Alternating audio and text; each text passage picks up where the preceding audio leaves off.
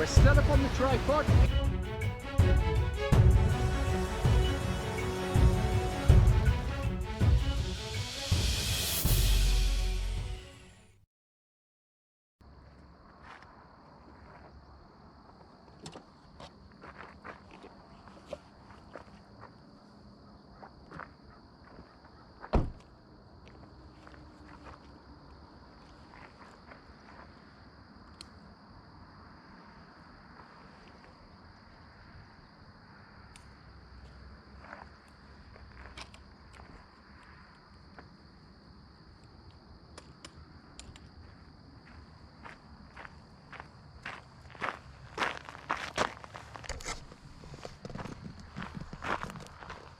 Good morning, everybody. Welcome to my day.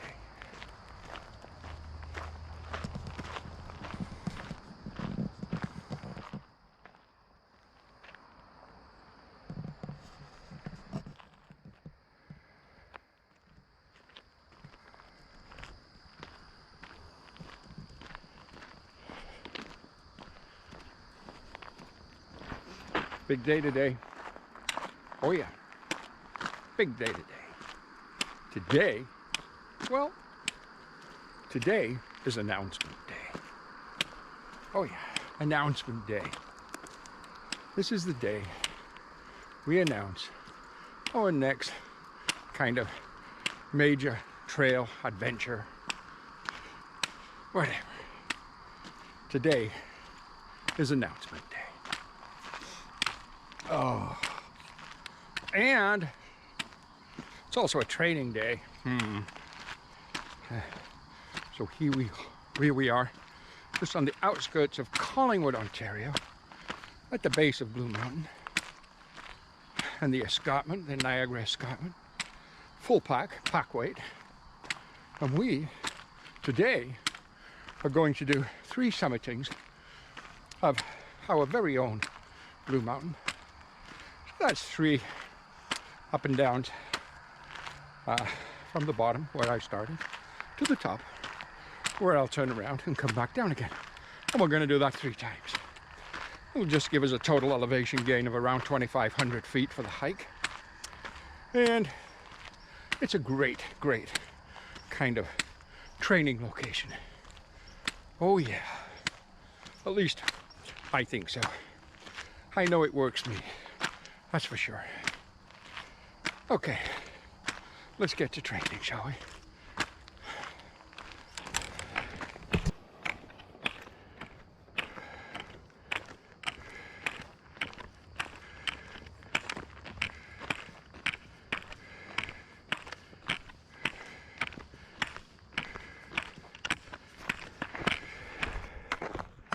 So this particular location, I find just to be a great kind of elevation gain, full pack weight training kind of location. I think over the course of the 3 summitings, I think it works out to be somewhere between 18 and 19 kilometers for the actual hike, and about 2,500 feet of overall elevation gain. And I use this quite a bit when I can. For instance, today's Wednesday, and this is the 2nd time this week that I've done this particular training hike. But then again, I can go 1 or 2 weeks without doing this particular hike and doing something else. So it's just variable. This will help me, does help me overall in my hiking, regardless of the trail. The only trail that I do remember thinking my training helped me, not at all. Not at all. The only trail that I've done that I thought that way was, of course, the Appalachian. I don't know if there's anything that could prepare you for that. But everything else, this has been great training for. It was great for the Colorado. It was great for the Bruce Trail. In fact, we're going to cross the Bruce Trail up ahead. And right this minute, we're actually on a Bruce Trail side trail, which is called the Mission Road Side Trail. So there you go. Okay, keep pushing for that first summiting.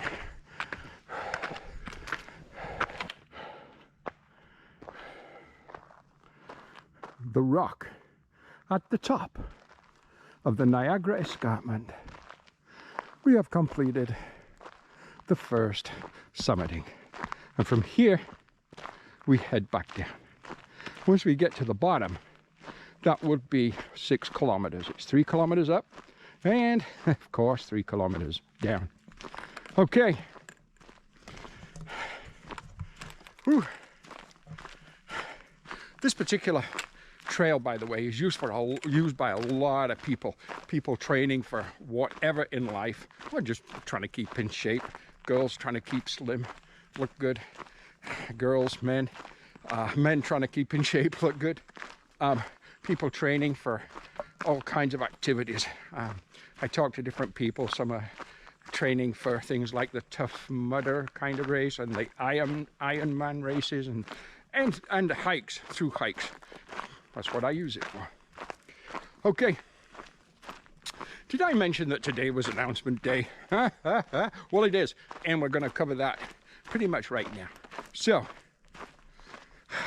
very, very soon, I'll give you the dates in a moment, but very soon we are going to be departing for our next relatively serious kind of challenge, if you will, although compared to what we've done in the past, it really isn't that much, but that's okay. I do have a few trails that I would like to do, first of all. I would first of all love to go back and do the Colorado Trail, because up to this particular day in time, the Colorado Trail stands out as, yeah, the most beautiful trail I've ever been on.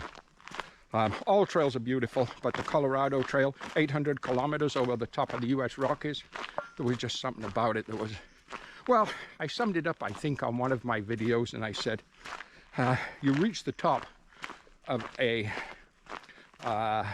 mountain in the US Rockies, and it's a once in a lifetime feeling.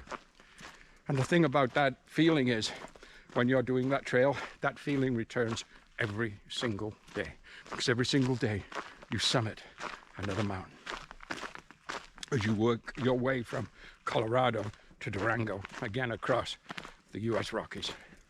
I can't explain it, it's amazing. Secondly, I'd love to do the Arizona Trail, which would be kind of an end of February kind of start time. 800 miles, 1,300 kilometers from the Mexican border to the state of Utah border. And I'd also like to do the Florida Trail. The problem with those trails right now is they're all US trails. And even though that hasn't come clear as of yet in my Appalachian Trail videos, which I'm still uploading, by the way. I think the last one I uploaded was on day 129, so maybe later today, actually, on day 130 will kind of get published. I don't know, but we'll see it uploaded. So those are coming to an end as we, right now, pushing towards New Hampshire, I think, on that particular trail and the videos that we're uploading. And, oh, by the way, of course, back on May the 29th this year, we actually started a Bruce Trail flip-flop, and we started by, well, right here, right at the bottom of this mountain, if you will, or hill, whatever, escarpment. We started our Bruce Trail flip-flop by starting at the bottom here, Collingwood, and doing 450 kilometers south to the Niagara terminus. And then I said later on in the year, we would be doing the northern half again from here and heading to Tobermory to complete the flip-flop of the Bruce Trail. And that was going to be my only kind of 2023 major through hike. Just because of scheduling and time and other commitments that I had this year, I just figured that would be the best I could do. But on my bucket list has been a trail, a European trail, that I have been really wanting to do for a few years. And I think I've mentioned on some of my other videos that on the Appalachian Trail I had the worst fall I've ever had in my life, my right hip on rocks, and it was a bad one. And I did end up with a fracture, or airline fracture, I guess it's called, of that hip. And I didn't really know that at the time. I just knew it was excruciatingly painful. And that was in Virginia, so I just elected to keep going and just work through that pain. But that was not the smartest thing to do, I don't suppose, when you look back on things. Because today, I have an old world of trouble that visits me, first of all, every night. There isn't a night of sleep. It's a lot of pain. Muscle relaxants and anti-inflammatories I take sometimes, but in all truthfulness, I find them hard on my system. But they make a difference. Not a big difference. That doesn't matter. Cut a long story short, I overstayed my visa on the Appalachian Trail. I thought I had it under control with the assistance of my daughter Amanda, but we did not have it under control and at all. And I ended up overstaying my visa by 52 days in the United States.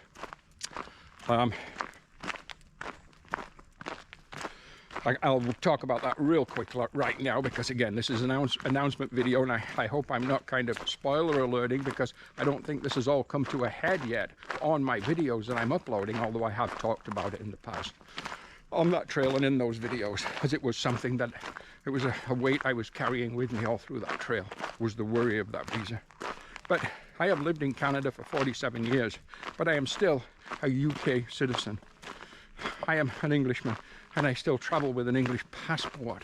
Now, I didn't realize, I just thought, because, you know, I was a permanent resident of Canada and being here 47 years, I had 6 months available to me in the United States. But when I got to the border, when I left to go do the Appalachian Trail, it was explained to me that I didn't. I had 90 days, only 3 months in the States, because I was traveling with a UK passport. I don't have a Canadian passport. I'm not a Canadian citizen.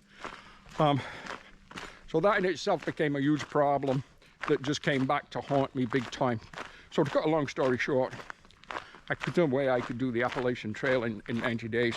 I actually spent, I think it was 52 days more than I was supposed to in the States, but I thought we had extensions to allow me to do that, because my daughter was working on that and getting me extensions, but it turned out we didn't.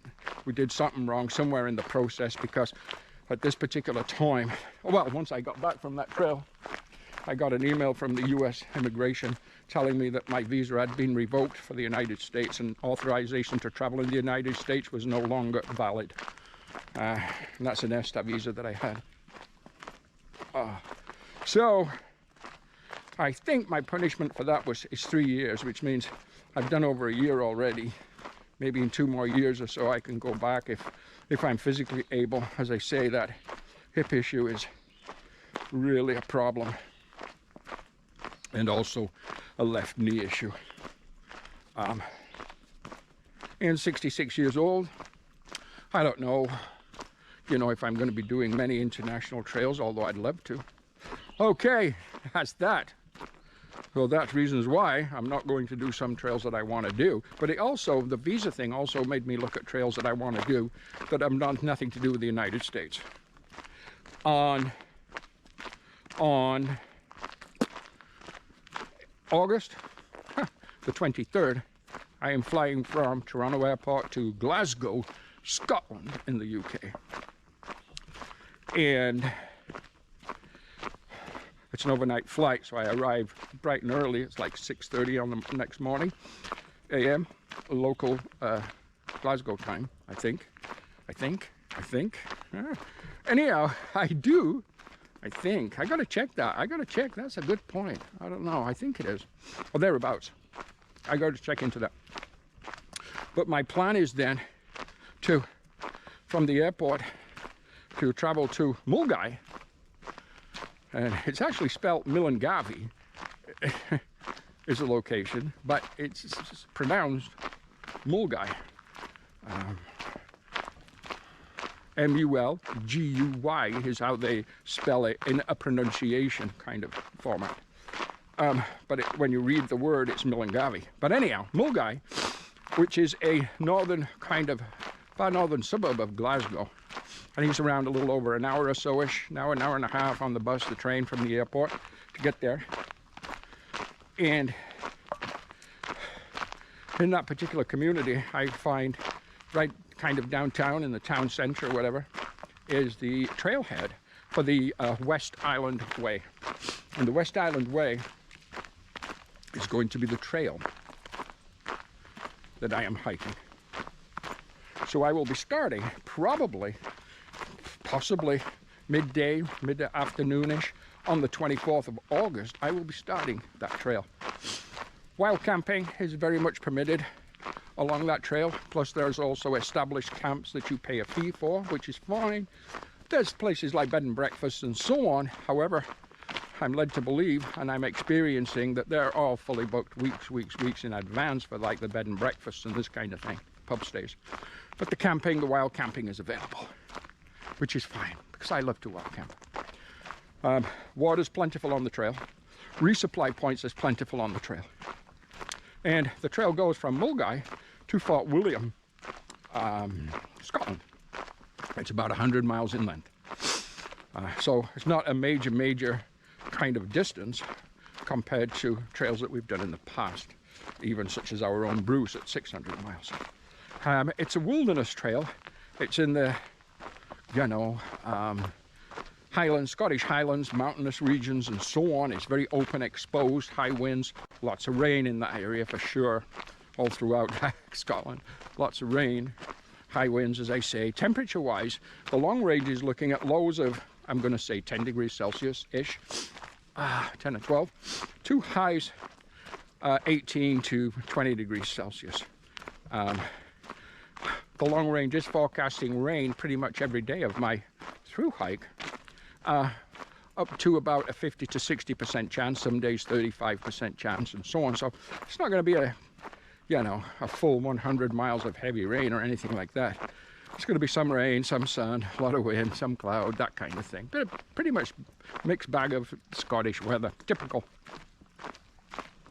Once I arrive at Fort William, which I plan to do on or about, now, little tip here, you can never really plan when you are going to arrive at a destination of a through hike, and of course depending on the length there's so many variables. This one being 100 miles, it's a little easier to predict, but without knowing for sure the terrain and so on, it's hard to say.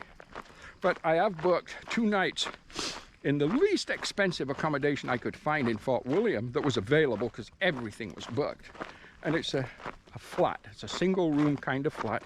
It's a self-check-in process. You have a PIN number, an address and a PIN number. So you go to the address and use the PIN number to get into your room. And it's very close to the West Island Trail, trailhead in Fort William. You just walk down the street, basically, High Street, and it's right there. And I have 2 nights booked there. That 2 nights, by the way, with taxes and fees was $247 Canadian. There's no Wi-Fi, there's no kind of services of any kind other than the basics, but it's a flat room, or what they call a flat. So a room, a single room, and it does have an attached shower room, or ensuite they call it, obviously, but just a toilet and a shower sink. So basic, but you're right in the center of things, so there's places to get food and so on. So that's okay. At the end of that 2 nights, which would bring me to the morning of the 31st of August, I have 2 choices. My flight back from Glasgow is on the 8th of September. So at that particular point, I have a total of 7 days available to me to hike and a day of traveling. Now, that traveling starts very, very early on the 8th, so I'd probably have to get to the airport maybe late the night before or very, very, very early that morning. But it gives me approximately 6 to 7 days of hiking left. And my options for that and what I'd planned was, that my number 1 choice was to actually turn around in Fort William and hike the West Island Way back to Mulgai and complete a yo-yo of the West Island Trail. That was my first and still my kind of strongest feeling of what I will do. But I've later learned that the Great Glen trail, I think it's called the Great Glen Trail, goes from Fort William, very close, the trailhead's very close to where the West Island Way finishes, the Fort Glen Trail. No, is it Fort Glen? No, I'm getting that wrong. The Great Glen Trail starts. That goes from Fort William to Inverness, Scotland. It's a possibility that after my 2 nights in Fort William, because I want to take a look at Fort William, I have no idea when I'll be back there again, I would do that particular trail to Inverness and leave from Inverness back to Glasgow and then my flight back to Toronto. So those are my options that I can do for my upcoming major hike. So it's going to be the West Island Way. It's going to be starting, all things being equal, the 24th of August will be the start date for that particular trail. And when it comes to the end of that particular trail, then we're going to see if it's going to be a yo-yo or if we're going to do the Great Glen Trail. I think it's called the Great Glen Trail. I looked on Guthook so far out, they don't have the Great Glen, but they do have the West Island Way, of course. I actually bought that a couple of years ago when I started getting interested in it, so of course I have been looking at that, and I do have it on my Guthook so far out kind of inventory of purchased trails. So there you have it. That is Jasper's next kind of thing.